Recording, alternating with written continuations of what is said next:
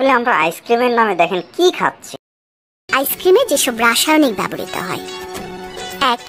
ডাইটেথিলিন glycol, গাড়ির ওয়ার্কশপে যা পেইন্ট তোলার কাজে ব্যবহৃত হয়। 2.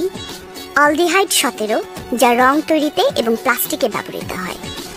3. পিপারোনাল, যা দেয়া হয় ভ্যানিলা সহ আইসক্রিমে যে বিভিন্ন এসেন্স ব্যবহৃত হয় তার জন্য। পিপারোনাল প্রাকৃতিকভাবে হয়, কিন্তু দাম কম বলে উৎপাদকরা অনেক সময় রাসায়নিক পিপারোল ব্যবহার করে থাকে, আর রাসায়নিক পিপারোল উকুন মারার ওষুধে ব্যবহার করা হয়ে থাকে। 4.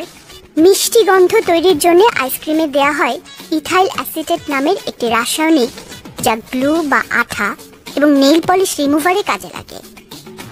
কলা বা আপেলের ফ্লেভার দিতে ব্যবহার করা হয় অ্যামাইল অ্যাসিটেট, যা পেইন্ট ওয়ার্কশপে রঙকে তরলীভূত করতে ব্যবহৃত হয়।